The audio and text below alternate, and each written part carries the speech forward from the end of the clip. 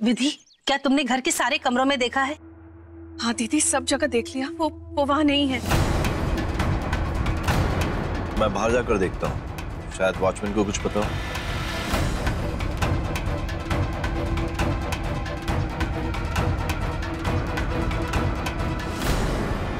पता नहीं साक्षी कहाँ चली गई है। ये सब कुछ तुम्हारी वजह से हो रहा है, तुम्हारी गलती है। ना तुम उसे इंदौर वापस जाने की बात बोलती और ना वो सब। पर मैं तो काजल, तुम्हें मान लेना चाहिए कि तुम्हें बस अपनी ही चलानी है, बाकी कुछ तो समझ में आता ही नहीं है। मैं आपको तकलीफ भी नहीं दे। फिर से वही बात, कौन सी तकलीफ, कैसी तकलीफ?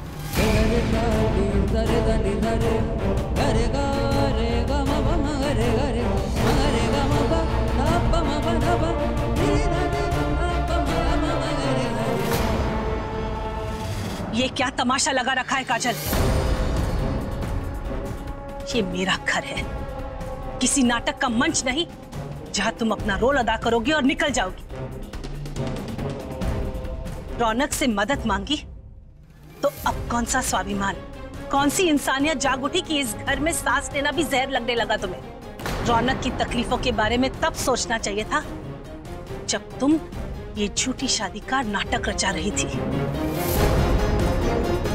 आज तुम्हारी वजह से रौनक और मुनमुन की शादी अधूरी रह गई। तुम्हारी बेटी के लिए मेरे रौनक ने अपनी खुशियां दांव पर रख दी। आंटी वो सच सच बताओ काजल, क्यों आई हो तुम यहाँ? क्या इस घर में आने की वजह साक्षी से जुड़ी तुम्हारी ममता है या फिर अतीत से जुड़ा कोई मकसद?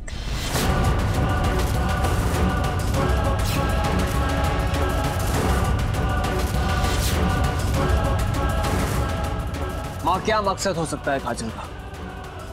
ये साक्षी की माँ है और इसे साक्षी की सेहत की फिक्र है, इसलिए ये सब किया।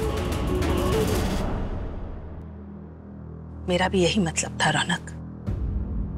आज तक तेरी खुशी के लिए मैंने अपने अरमानों का गला घोटा है रौनक।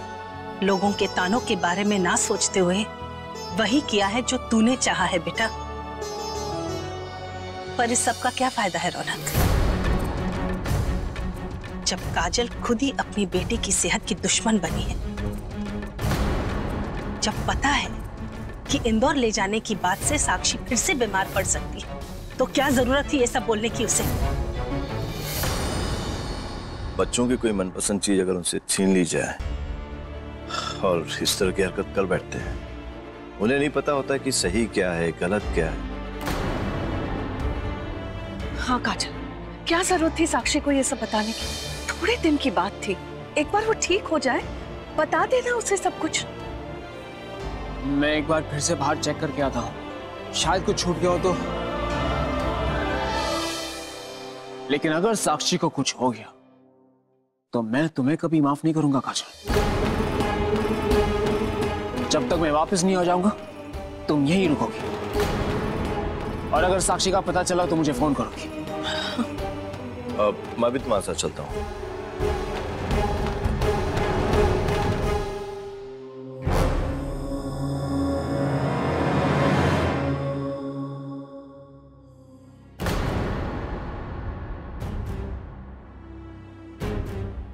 काजल, चिंता मत करो, साक्षी बिल्कुल ठीक होगी, यहीं कहीं खेल रही होगी। देखना, रौनक उसे ढूंढकर जल्दी वापस ले आएगा। जानकी, वो मैं क्या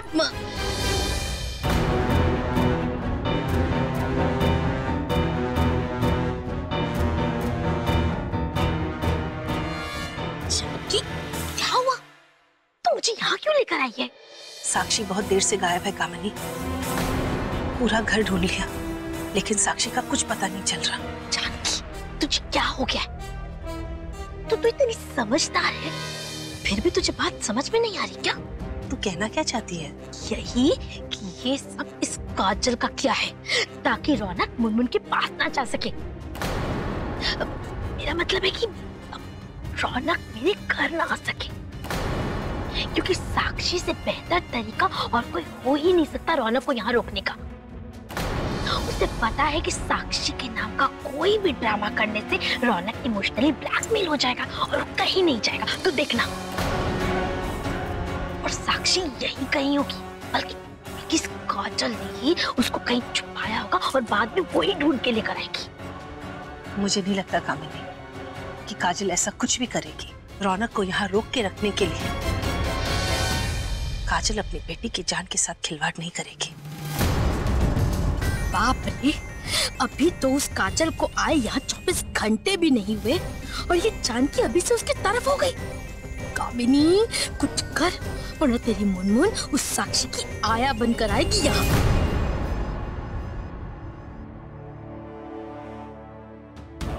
साक्षी कहीं नहीं मिली। लगता है हमें पुलिस को इन्फॉर्म करना ही पड़ेगा। वो लोग हमें ढूंढने में मदद करेंगे। नहीं नहीं, मुझे लगता है साक्षी घर में गई होगी।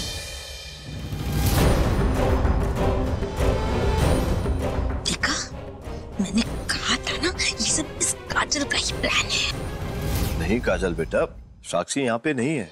हमने घर का हर एक कोना छान मारा। पर चाचा जी, किसी ने उसको घर से बाहर जाते हुए भी तो नहीं देखा ना, तो हो सकता है वो घर में ही होगी। एक मिनट, घर में कोई ऐसी जगह है जिसके बारे में हमने सोचा हो कि साक्षी वहां नहीं जा सकती है? ऐसी एक जगह है, स्टोर रूम,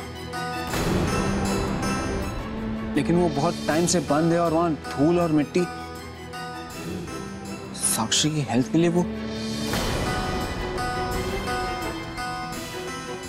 हमें वहां चेक करना चाहिए। तुम चलो मेरे साथ। देखा, एक ये है चालाक लोमड़ी और दूसरी तरफ मेरी मुनमुन गाय जैसी सीधी।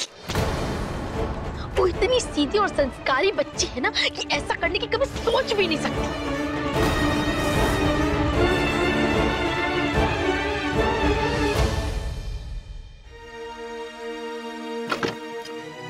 साक्षी, साक्षी बेटा, साक्षी तुम अंदर हो क्या? ये दरवाजा तो अंदर से लॉक है। क्या सचमुच साक्षी अंदर तो नहीं? साक्षी, साक्षी, साक्षी! देखा जानकी, अब कोई नया ड्रामा करेगी ये।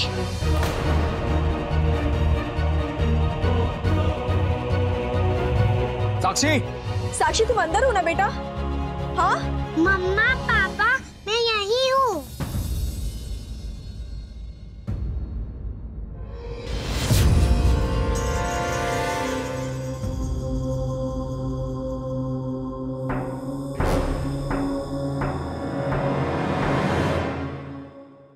देखा, मैंने बोला था ना साक्षी यहीं पे होगी। मैंने कहा था ना जानकी, ये सब इस काजल का ही प्लान है। ये रौनक को फिर से फंसाना चाहती है। पता नहीं बेचारे रौनक से इसको क्या प्रॉब्लम है। उसने इसके लिए कितना कुछ किया, फिर भी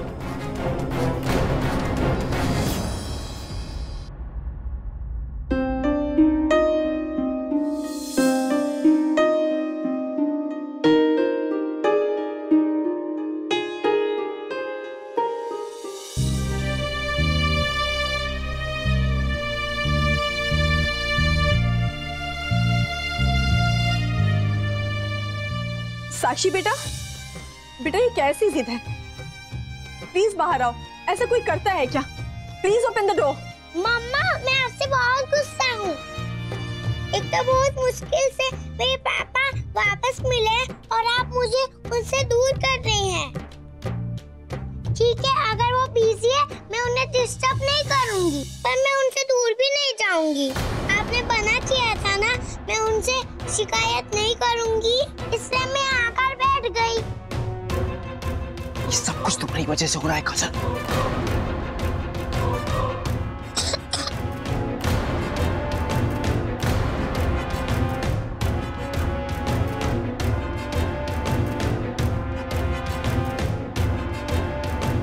टेंशन मत लो मम्मा, मैं ठीक हूँ। साक्षी क्या नाटक है? चुपचाप दरवाजा खोलो। काजल, उसकी तबीयत खराब है और मैंने तुम्हें पहले ही कहा था कि ये मेरी भी बेटी है। ये कहीं नहीं जाएगी, मेरे साथ रहेगी।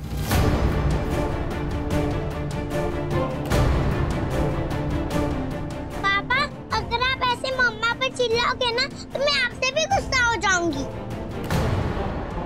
बेटा प्लीज बाहर आओ, प्लीज दरवाजा खोलो। मम्मा पापा, मैं आप दोनों की वजह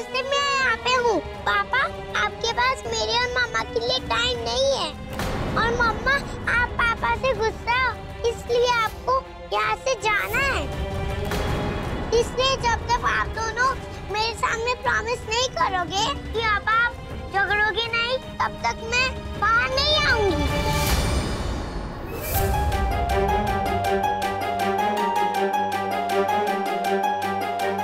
मम्मा, पहले ही अक्षय पापा मुझे छोड़कर जा चुके हैं। अब मैं रौनक पापा को खोना नहीं चाहती। साक्षी, प्लीज बाहर आ जाओ बेटा।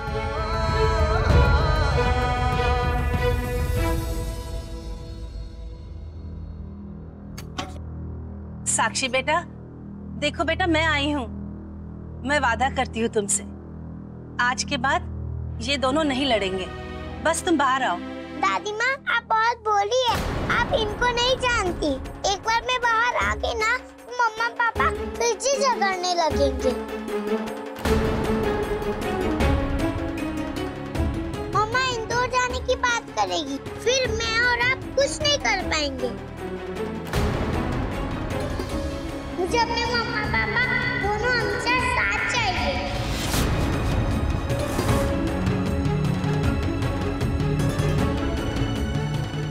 और जब तक ये दोनों जगह बंद नहीं करेंगे, तब तक ऐसा नहीं हो पाएगा।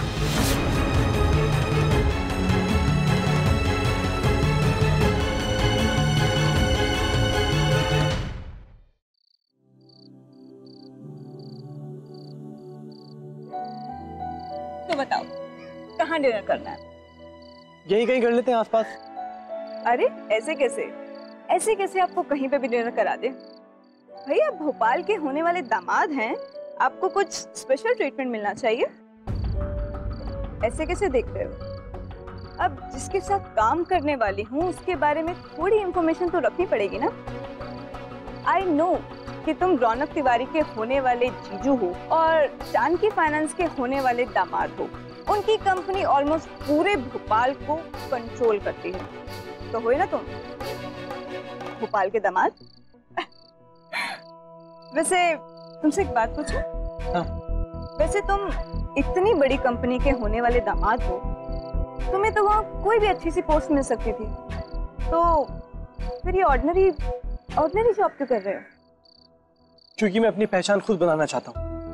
अपने दम पर जानकी फाइनेंस से एक बड़ी कंपनी का ओनर बन के दिखाऊंगा। गुड।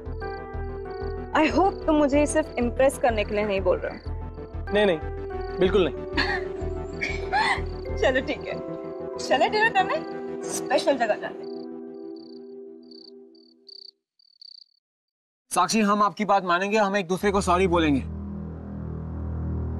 काजल, बात खत्म कर देते।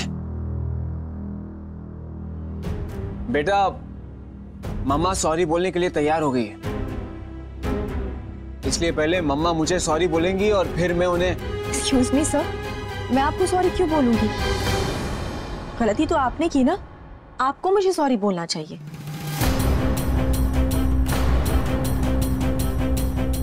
काजल, बोल दो ना सॉरी, बात यहीं खत्म हो जाएगी। क्यों बात को आगे बढ़ा रही हो तुम? चाची, मैं सॉरी कैसे बोल सकती हूँ? रौनक से मुझ पर चिल्ला रहे थे, तो सॉरी भी यही बोलेंगे। अरे वाह काजल, मेरा बेटा माफी क्यों मांगेगा? साक्षी से इंदौर की बात तुमने कही थी, इसमें रौनक की कोई गलती नहीं है। आंटी, मैं साक्षी को जिद करने से रोक रही थी, और हर माँ बाप का ये फर्ज बनता है कि वो अपने बच्चों को सही चीजें सिखाए। मुझे नहीं लगता है मैंने कुछ गलत किया है।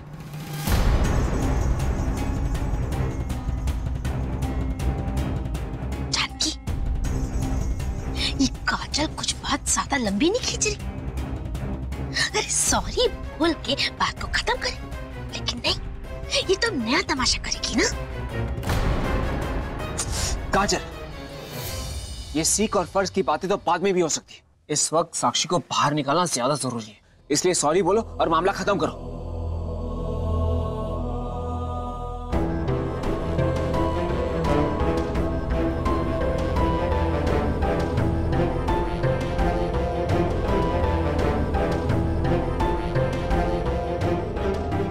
सॉरी।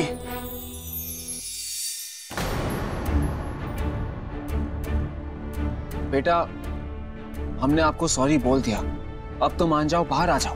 नहीं पापा, पहले प्रॉमिस प्रॉमिस करो, झगड़ा नहीं करोगे ना? ओके, हम प्रॉमिस करते हैं कि हम झगड़ा नहीं करेंगे।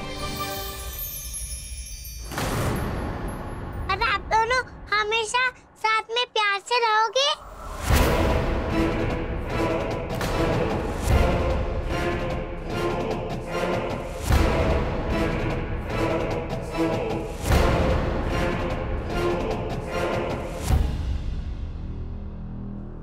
हाँ, हम दोनों हमेशा साथ में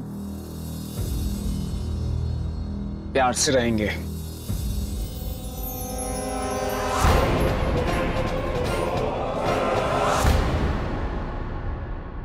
पापा, मुझे आपसे एक और प्रॉमिस चाहिए। बोलो बेटा। आप मुझे रोज रात को स्टोरी सुना के सुलाओगे?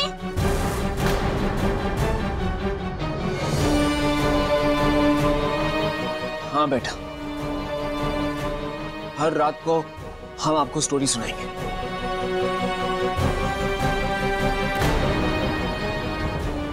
देखो साक्षी बेटा, हमने आपकी हर बात मान ली, अब तुम भी मान जाओ, प्लीज बाहर आ जाओ। ओके पापा।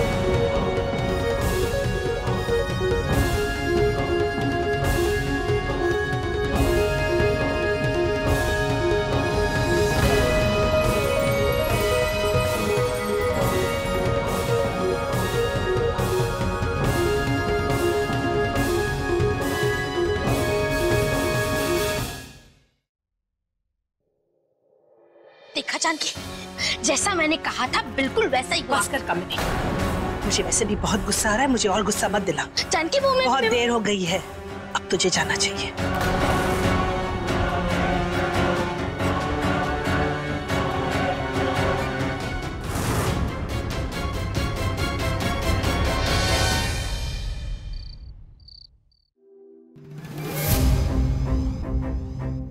आंटी, आपको यही लग रहा होगा ना ये सब कुछ मेरी चाल थी, पर मैंने ऐसा नहीं किया है। आपकी तरह मैं भी एक माँ हूँ। मैं ये बात अच्छी तरह से समझती हूँ कि जिस तरह से मुझे साक्षी की फिक्र होती है वैसे ही आपको रौनक सर की होती है। पर माँ की ममता तो एक है ना। जानकी आंटी, रौनक सर ने जो मेरे और साक्षी के लिए किया है वह एहसान शायद मैं जिंदगी भर नहीं चुका पाऊंगी। इतनी कोशिश जरूर करूंगी कि मेरी वजह से आपको और रौनक सर को कभी कोई तकलीफ न पहुंचे।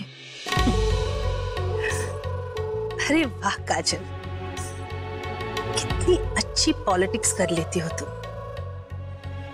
कहीं चुनाव तो नहीं लड़ने वाली?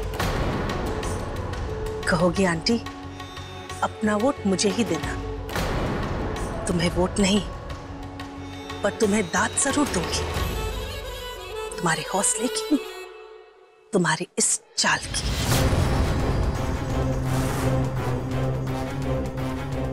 मैंने तो ममता में आकर अपने बेटे से तुम्हारा पीछा छुड़वाना चाहा, और तुमने मुझे हराने के लिए उसे अपना मकसद, अपनी जिद बना ली।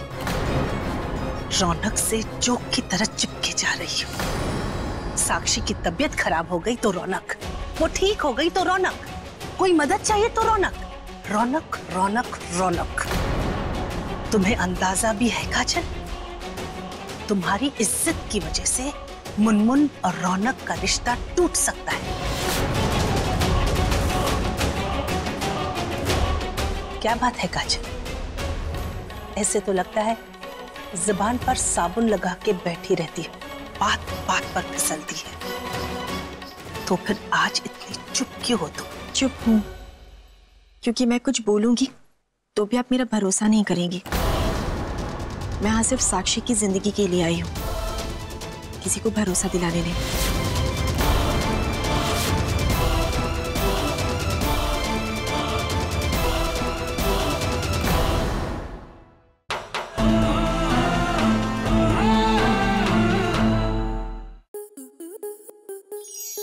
आपके मनोरंजन पर अब नहीं लगेगा कोई ब्रेक। स्टार प्लस के बेहतरीन शोज देखने के लिए लाइक, शेयर और सब्सक्राइब करें स्टार प्लस यूट्यूब पेज को।